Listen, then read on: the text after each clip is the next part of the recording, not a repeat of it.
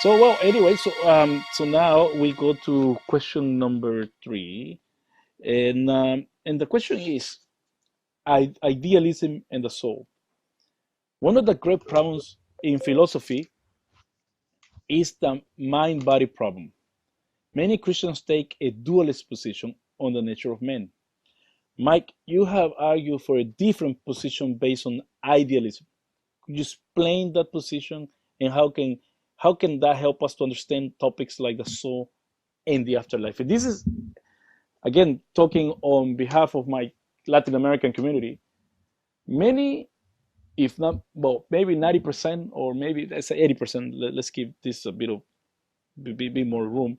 80% are tripartite, meaning that they believe that we are made up of body, soul, and spirit. You apparently propose something else. You propose a different way, a different path to understand this.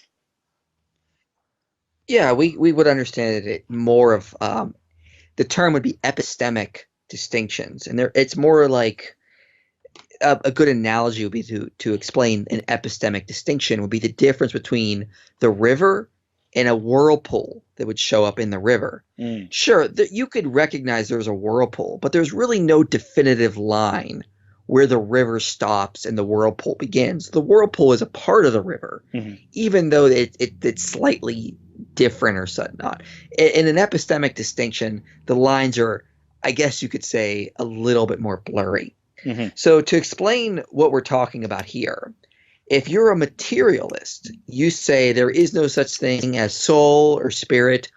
All that exists is matter, physical particles.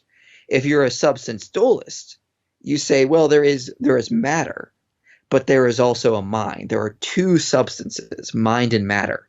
If you're an idealist, you say all is mind. Mhm. So, and you say, well, how could that be? I mean, obviously, we see matter around us. We see matter everywhere we look. The idealist says matter is sort of like an emergent construct of mind. So I go back to the video game analogy.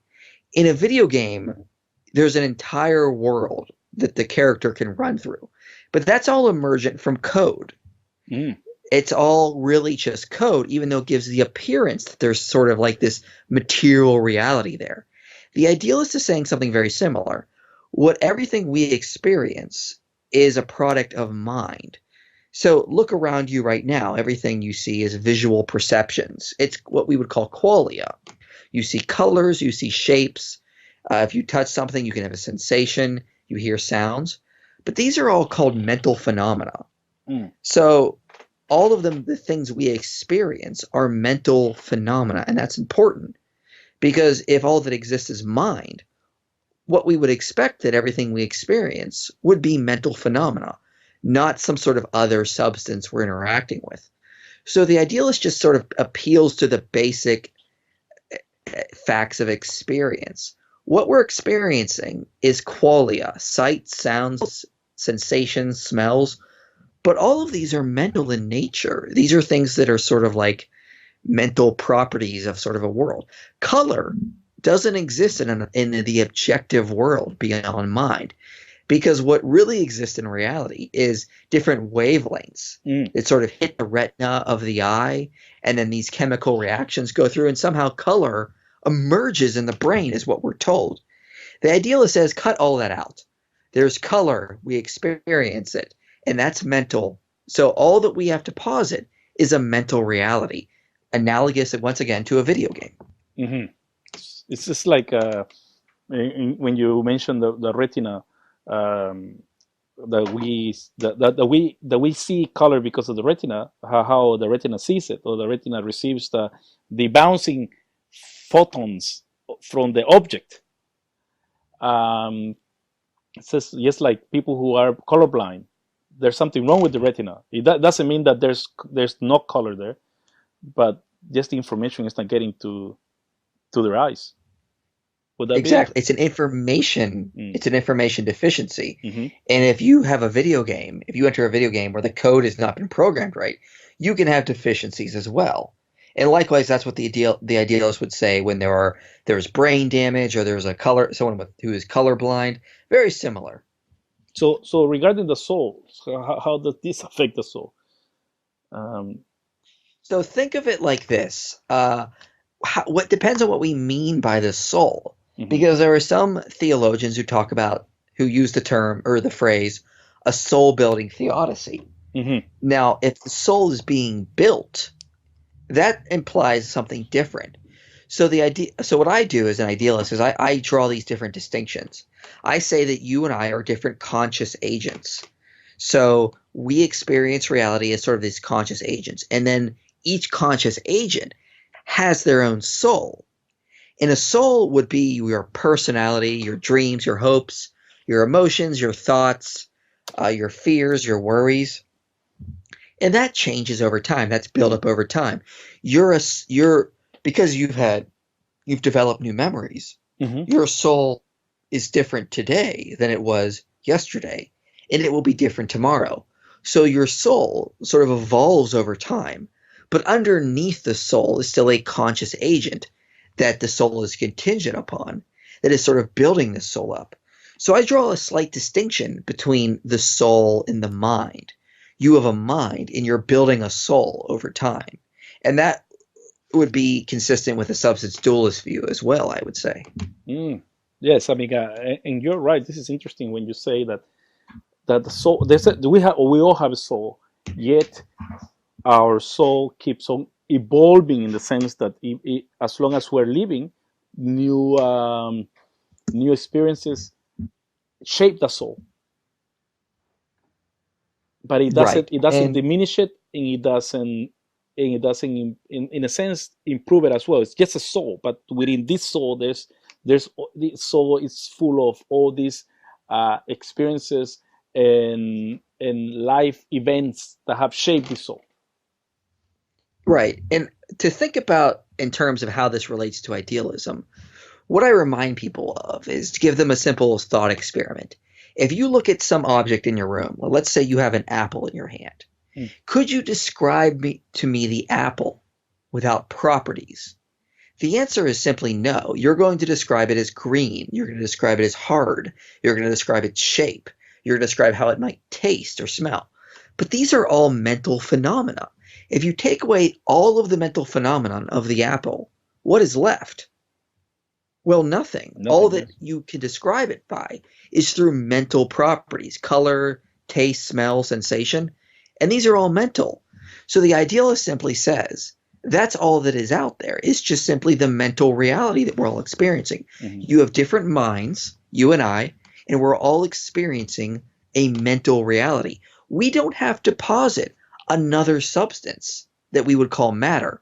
Matter is simply an emergent phenomena of mind that we experience, just like a video game world emerges from underlying code. Mm. I imagine we have a lot of Indians now in Australia and mainly here in Melbourne. Indians see the cow as something sacred, yet I would see it as something to eat. Yeah. So would that be a good analogy? Like, or Yeah. similar? Yeah, Yeah. that would be similar to what it is. I'm talking more Mhm. about mental phenomenon, the Yes. way matter appears to us. Mhm. So, we'll talk about, for example, cats. Cats cannot see all the colors Mm. that we can. Colors are not some sort of objective thing beyond the agent that exists in reality, and we're just sort of finding them. Colors emerge when different wavelengths interact with a mental or with a conscious agent. And so I'm simply saying color is just simply that. It is a mental phenomena. And how would this help us to understand the soul better than the traditional, or I'd like to put this thing, but the biblical way that is being understood for all this time regarding the issue Well, of the read soul? well, you got to read Paul very closely when he Mm. talks about the soul and the spirit. These are just as I said, these are epistemic distinctions to describe a conscious agent. For example, if I was going to describe different aspects of your personality, I'm not talking about different ontological things. I'm just talking about different aspects of your personality. Likewise, the soul and the spirit are just simply different aspects of the person in the New Mm. Testament. Paul talks about different spiritual gifts. But gifts are not sort of like different ontological substances we grab. They're just different ways to describe a person. So the soul and the spirit are different ways to describe the conscious agent and the personality of that individual. Mm-hmm. Yeah, it helps. It helps because the way Paul talks in Romans specifically regarding the soul and the spirit is interchangeable. Right. And people always, I mean, the way I grew up was we serve God with our body, and our soul is the battle place where God fights for our desires and sin, and the spirit is just there just for God. And in First Corinthians, if you remember, in Second Corinthians, Paul talks about somebody maybe losing their spirit if they keep on going sinning the way they do. So there are all these other verses. There's all the other scripture that Paul where Paul talks about this issue. And one of the interesting things is that he's speaking to Corinthians Greeks as well. And then he writes in Thessalonians, in First Thessalonians 5:23, I guess, if I'm not wrong, regarding may your body, soul, and spirit be kept holy. So Paul seems to be interchangeably using these terms. Yeah, he definitely is. And to think about how this relates back to God, for example, or you got to think of it, God would be sort of creating through like the code of his brain, so to speak, the material reality we experience. And then he places his children, namely us, in this reality that we experience and participate in. We don't have to posit this other substance. We simply posit some sort of emergent world that is contingent upon God. Mm-hmm. So it's like I said, it's like God is the background code. We just flow into it or live in it. We live in it. I wouldn't say God is the background code. I would say the background code is God's thoughts. Yes, that's what I mean. Yes. So it could be the word of God, the words of God, which the universe is contingent upon, which is spoken about in Hebrews 11.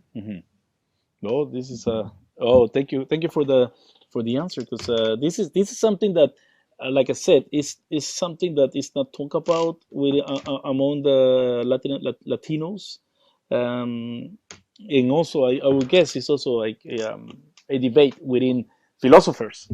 What is the soul? What does the soul? Where does it come from? Does it really exist? Does it evolve? Does it grow? And I love the way you said it, Mike, when you said that each one of us, each one of our souls, that's what makes us unique, because of our experiences, our thoughts, our memories. That plays more value on people's lives.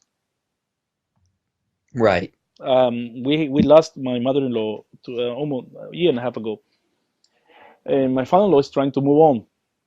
And one of the things that he's finding so hard is exactly that. He's never gonna find someone. He was married to my mother-in-law for 45 years, and he's finding so hard finding someone similar or with. But I talked to him and said, no, you never do, because and what you said, each soul is different. Each soul is a different contribution. So well, I love that. So just to finish up this point. So what's going to happen after we die? What happens in the afterlife about the soul? What do you propose? Well, think of it like this. Let's tie it back to quantum mechanics.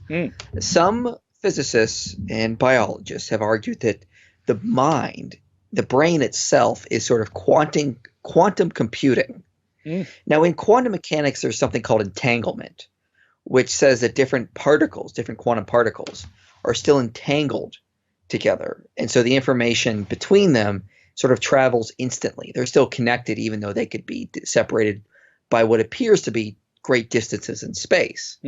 So some have posited that maybe upon death, the quantum information inside the brain becomes disconnected from the body, but because it's still entangled, it can still continue on and still continue to exist. Mm. And so that would be sort of like a semi-scientific explanation for how the soul could continue on after death. Once we die, the quantum information of the brain becomes disconnected from the body and could continue on as sort of like this sort of like entangled information still sort of going on, Mm-hmm. still connected to the underlying conscious agent. Mm. I remember an episode from Star Trek: The Next Generation. I don't know if you're Trekkie. I just look at it. I don't wear any clothes or anything. Um, but there's this man who was very intelligent, and then he died. But before he died, he passed his consciousness onto data, Mm-hmm. and then he passed his consciousness onto the computer. Because, like I said, there's still something there. It's just that the body doesn't work or decays, but there's still this information, like you said, information. Uh, now that after talking and hearing you, it's my mind has taken this view that yes, where is when you see people information. I mean, when you give somebody a job, you that person is doing it because he knows the information how to do the job. Um, so we continue with that in eternity, I guess. So that will be the point of Mm-hmm. the soul.